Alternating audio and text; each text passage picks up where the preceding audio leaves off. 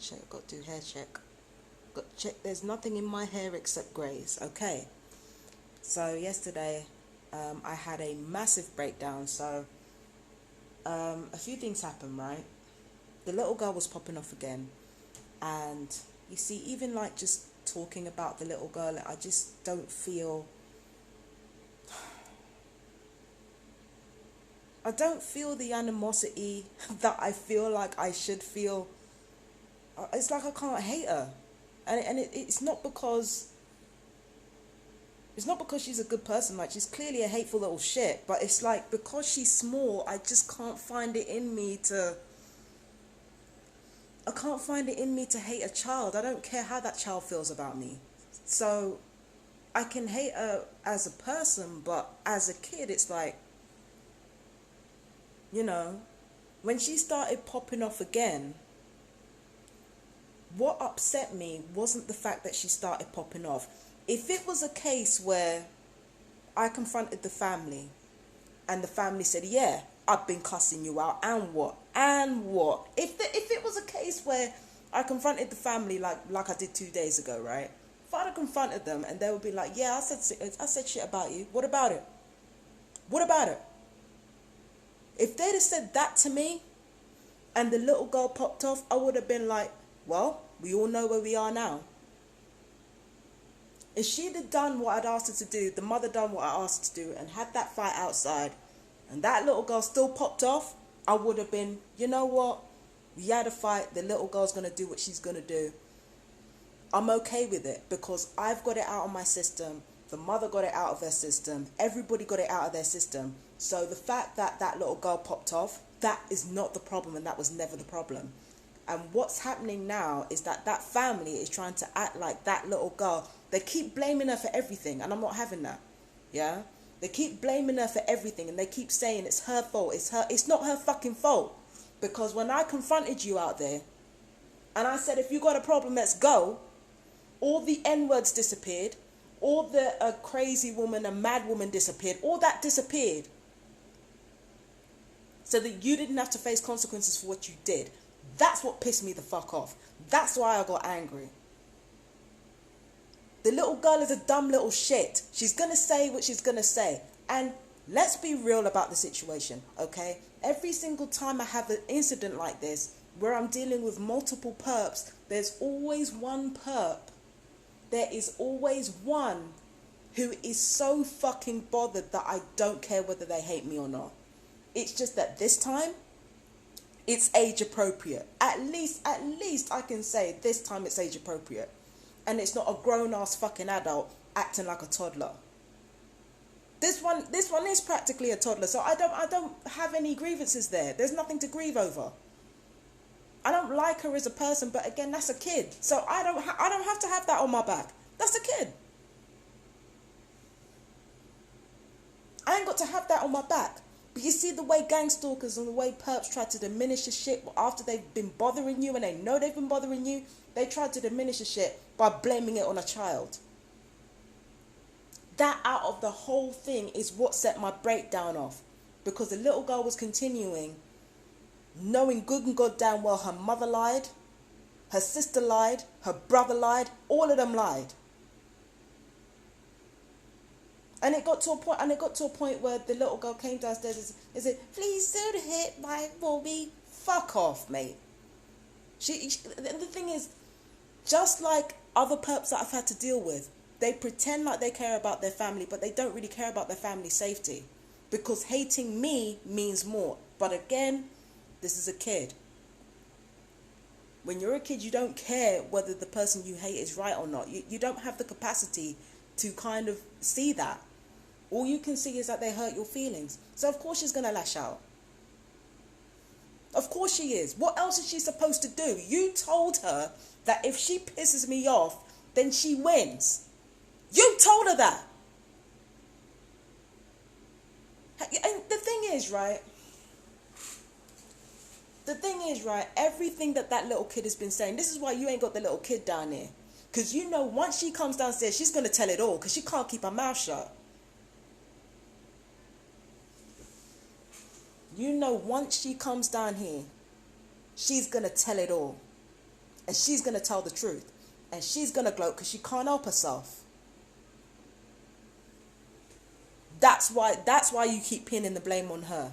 That's why you're trying to make out like this is a feud between an adult and a child. That's why you're doing it. Because you know if that child comes downstairs and starts gloating in front of me, you know it's game over and you're exposed. And that fear of me that you've made damn sure to reinforce, that fear of me is the only way that you can control that kid. And even then, she ain't going to shut up. She's not going to shut up unless she sees a physical altercation go down. And you're not about to let that happen. So you're letting that child continue. She's not continuing because of herself. She's continuing because of you. You. Stop blaming the fucking child. It's you.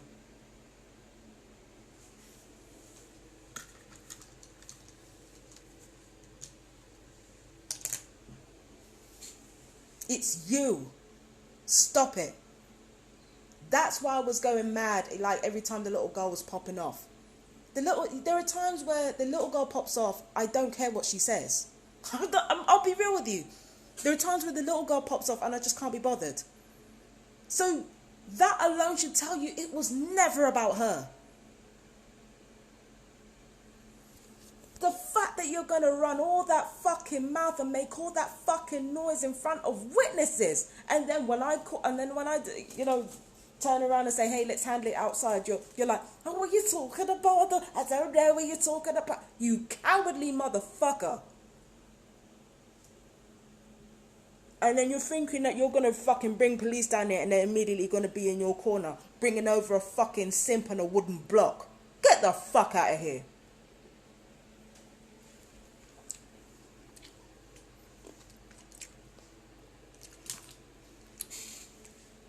It's you. It's the adults.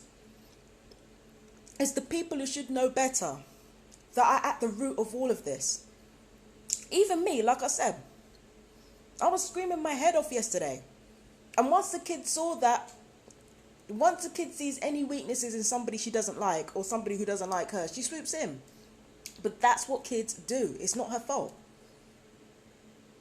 But I have to admit that there is a trend where there's at least one perp.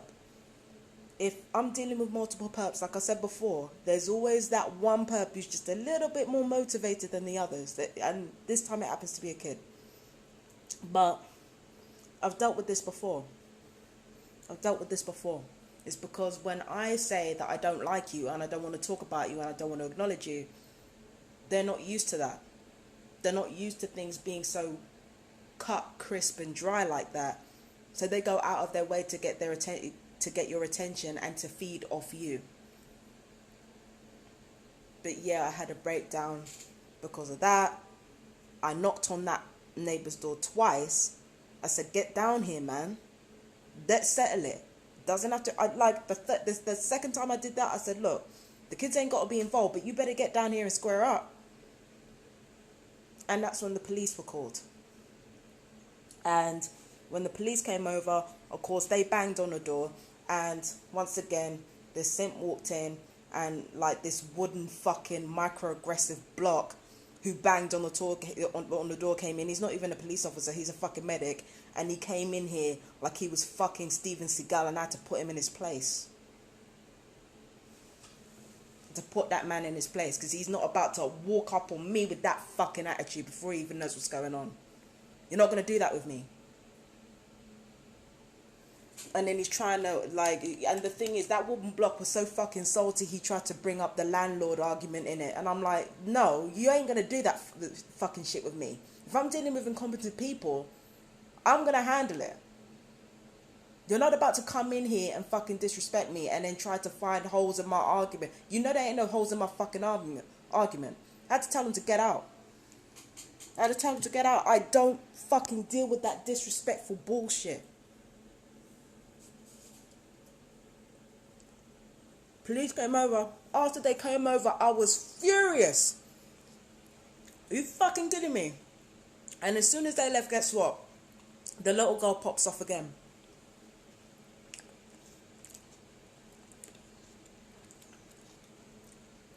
So, combined with the family line, the adults line, and, you know, the police showing up the way they did with the microaggression, I had to put them in their place. I was very, very angry. I did a lot of screaming, a lot of yelling. Little girl was still going on. But it wasn't her, it was just the whole fucking family. I just had to get away from these people. So I called the ambulance and I said, like, I need help. I need to be, I just want to be sectioned at this point. And I had to admit, I was a little bit dirty because I said, you know when I want to kill myself and I want to get sectioned and drugged. Because as far as I'm concerned, me being on them pills, it might as well be assisted suicide. So I was a little bit dirty, but you know, it's true though, isn't it? Like, come on. But, yeah, so, yeah, I did call the ambulance and I said, yeah, I can't deal with this anymore. And this is where I have to admit, my hormones caught up with me again. They caught up with me again, and the way that they catch up with me, it's like I don't... Man, it's like it comes up on me out of nowhere. Like, every 2 weeks, I've got to deal with 1 week where my temper is just absolutely outrageous. And then I've got to deal with the second week of fucking bleeding. It's wonderful, obviously. But I couldn't take anymore. I just couldn't take anymore. So I called the ambulance and I said I wanted to be sectioned. I told them I'd made threats. And honestly, I don't regret any of those threats. I don't regret cussing nobody out. I did regret it at one point, cussing the kid out like that. I don't regret it anymore. So I told them I'd been making threats 3 times. That's not strictly true. It's not strictly true. It's not strictly 3 times. It's more like 6 times. But like 3 of those times are on video, right? So, you know, to their face, I was like, nah, bring it outside though, innit? So it's 3 times in real life.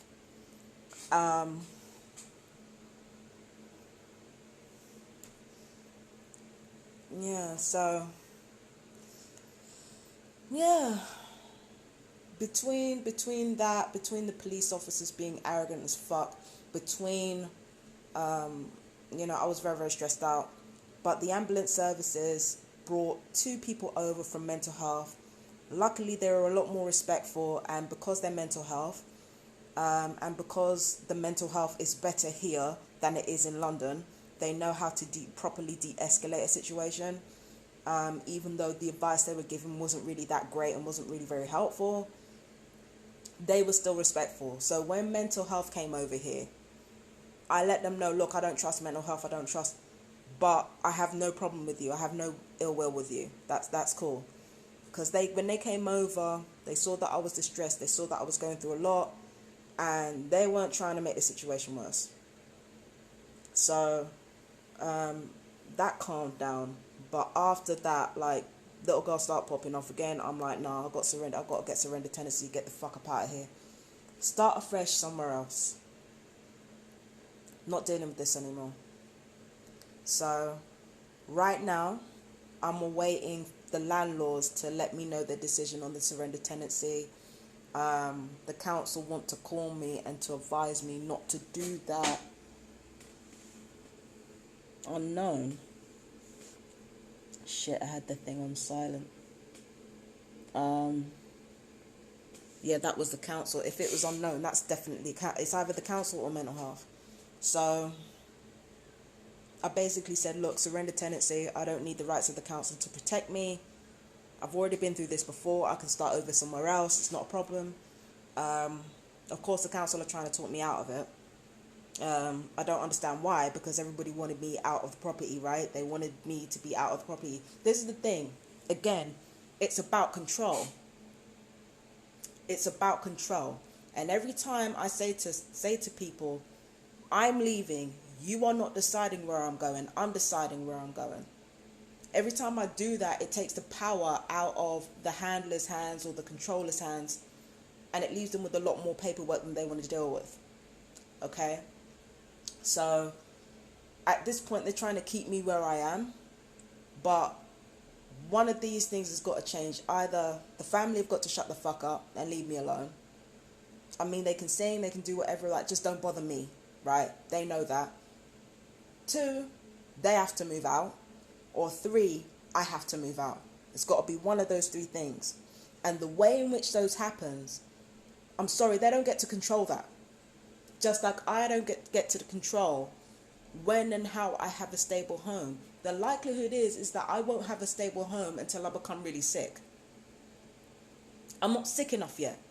The only time when I'll have a stable home is when physically I have no other choice.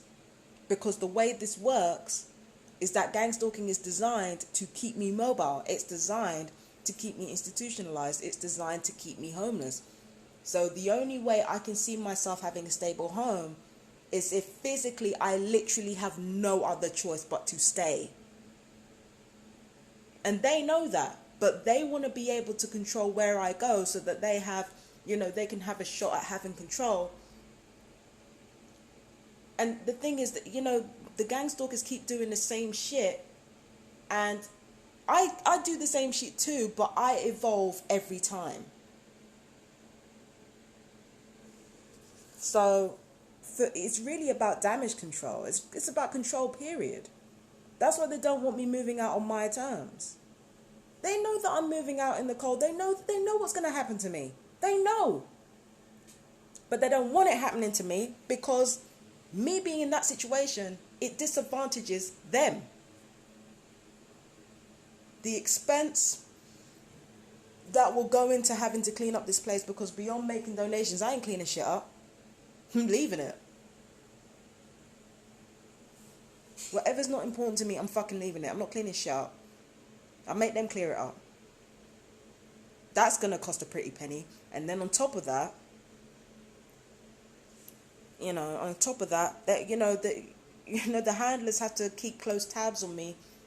Like, have so much, they have to have the most manpower in order to keep a track of where I'm going. They have to stay ready. They have to stay alert. And they didn't want that. They want to be able to control what I do and when I do it, and they're not going to have that if I leave here. And once I'm on the streets, the rules go out the window. There are no doors between me and the perps anymore. There are no walls between me and the perps anymore. If they want to come around me looking for a fight,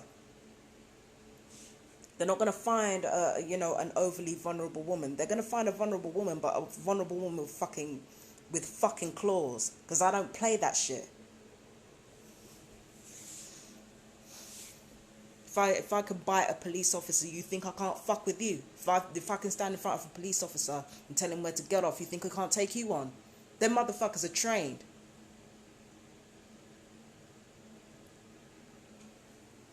And most human beings are out of breath, hairless monkeys. So once I get out on the streets, there ain't going to be no division between me and the person torturing me. There's going to be no division. And once there's no division, then it's game on.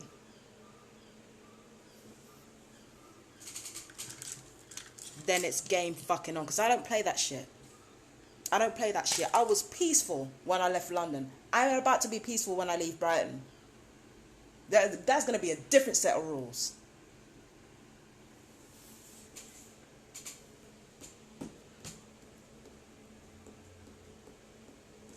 So either way, I'm in control.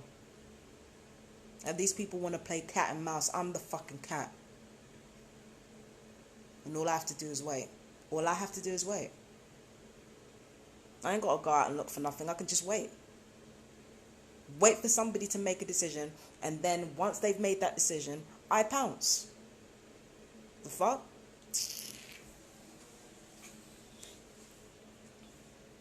Scared of what?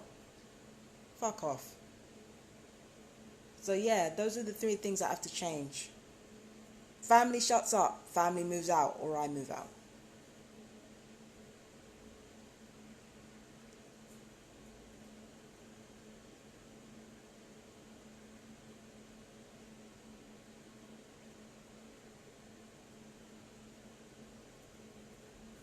So that's it.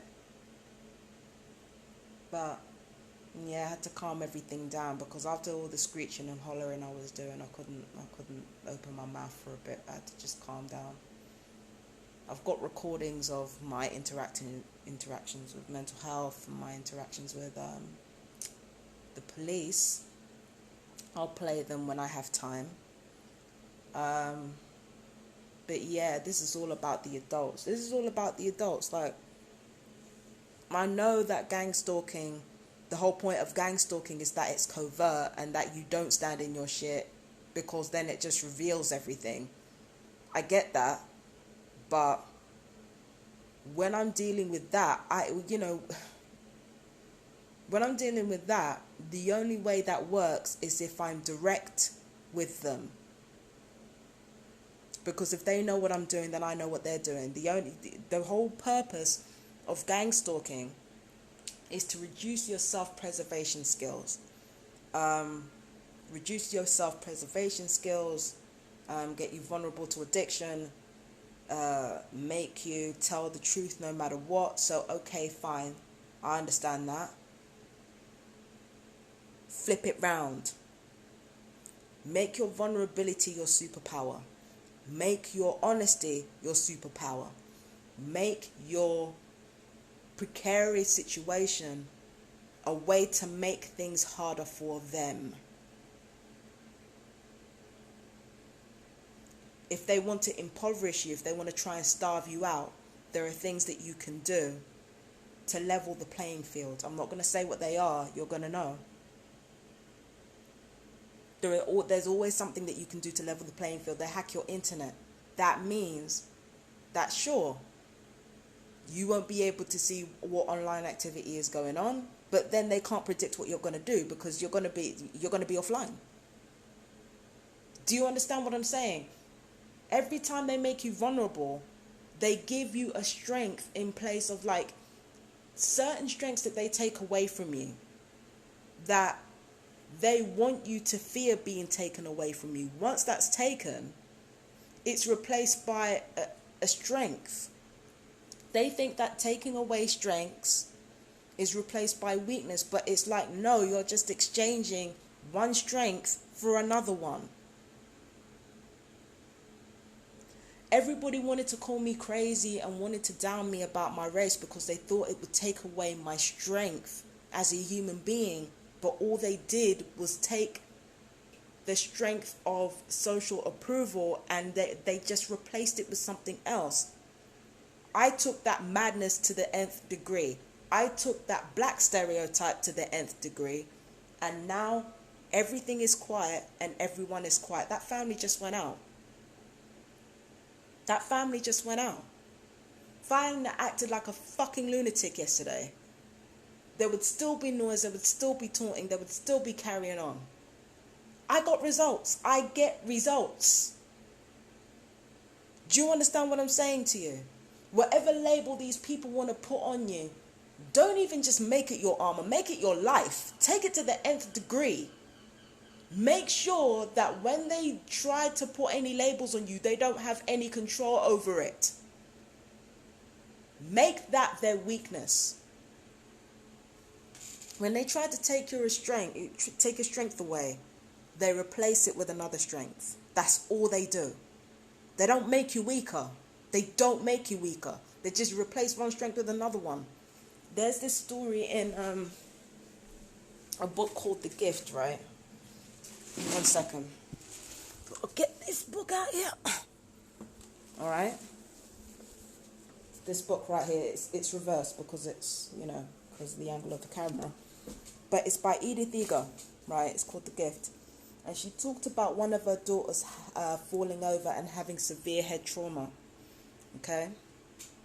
But she said that given that her daughter had a very, very severe head trauma, she could no longer do things or remember things in the same way.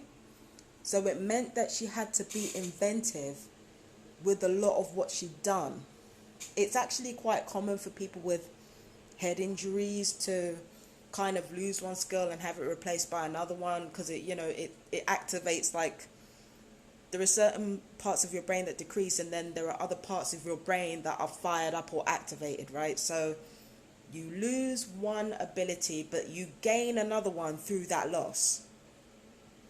And that is exactly what this is. The torture was meant to take all your strength away from you and reduce you to being a slave to Big Brother. But what they don't understand is that just because you take a strength away, you torture people's bodies, you try to take away their physical strength. Listen, when I was laid up in that bed, I had to learn how to walk all over again. I had to build muscle to kind of recover my hips, right? So every opportunity I got, I was building muscle on my legs. If I couldn't walk, I would crawl. And when I was crawling, I'd find different ways or different areas, different tricks to make it easier for me to be able to go to the toilet or to shower or to wash. Like, I learned little tricks here and there in order to be self-sufficient. When I was debilitated, I recovered within 2 weeks. Normally, people who have been attacked in the same way I've been don't recover for 4. Within 2 weeks I was recovered. Within 4 weeks I was fully recovered. When you have something taken away from you, it's replaced by something else. Weapons have been fired at my head here. But because I couldn't sleep, I was listening to Audible. I was listening to audiobooks. I've been listening to classical music. I've been, that's what I'm saying. They take away one of your strengths, you just replace another one.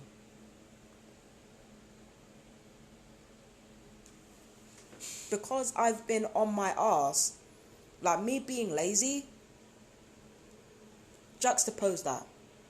Laziness comes from depression, right? It comes from depression, comes from, borderline.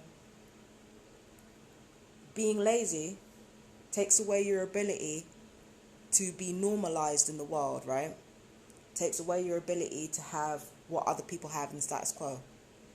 Flip that. What does it become? Resourcefulness. It becomes resourcefulness because when you feel immobilized by your body or by your emotions, it's like you find little cracks in the wall and you move through those cracks. So it's like, yeah, I got fucking results. Round here has been quiet. The nail bar's been quiet. Everybody's been quiet. Why? Because I screeched and acted like a fucking lunatic. If I hadn't have done that, if I hadn't have made sure that there were physical, real-life consequences to messing with me, that kid would still be up there hollering. That mother would still be up there hollering.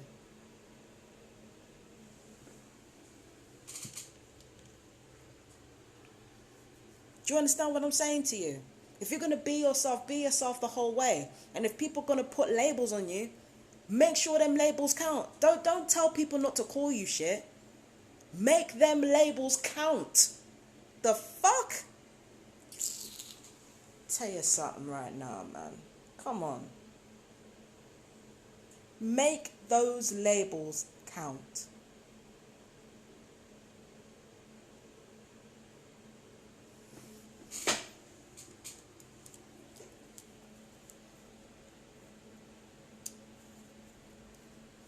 That's what I'm saying. People ain't ready for me. And the further out I go and the more I'm on my own, is the less people are ready. That's why people don't want me on my own. They want me to be manipulated by my family so that my family could be manipulated by them.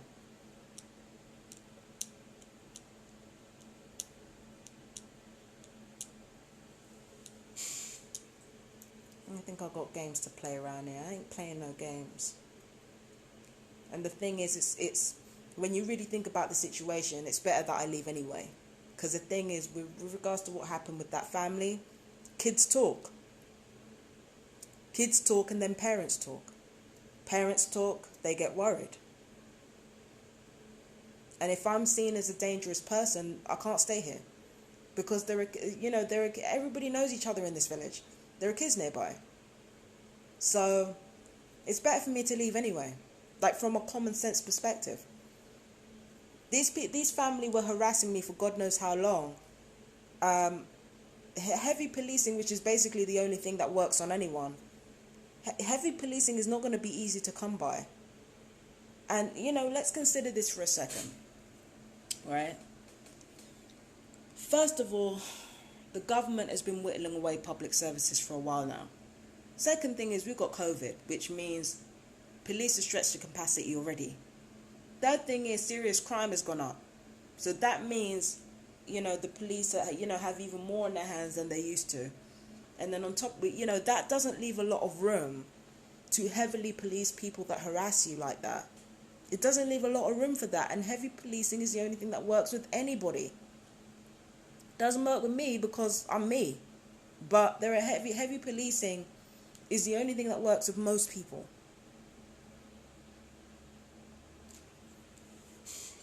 So, if that family can't be heavily policed and can't be harassed, there has to be some form of consequence that makes them stop doing it. And the only heavy form of consequence that I can see is if I go upstairs and handle it. And kick the mother's ass. That's what I'm saying. Everybody wants it. These people, these public servants, they're doing the best they can. I can't keep slagging them off. Because they're doing the best that they can. But the guidelines that they have been given are not realistic. Money talks more than anything. If you can't get the money, you can't get the resources. You can't get the resources, you can't get the manpower. You can't get the manpower, you can't uphold the law or mental health or anything else. You can't uphold those things the way you want to uphold them. You can't just rely on the public to have good faith and not break the law, because that's not going to happen. There's always going to be some asshole that breaks the law or becomes a bully, or there's always going to be that one, or or a family of assholes. There's always going to be those people that are going to do dumb shit. And with most people, heavy policing is the only thing that works, and those dumb people who keep doing dumb shit, they're not going to be policed heavily because there are more important things to worry about. There are more important crimes to investigate. There are more important things and more urgent things to attend to. They can't be here every single time I want to report harassment. I'd be making 200 fucking phone calls before I even begun to get a result. That's not where I need to be. That is not where I need to be. That's ridiculous. There's this poor soul, Ibrahim. I've talked about him so many times. He was an Iranian guy, disabled man. And one second, where's this poor soul? I have to look him up.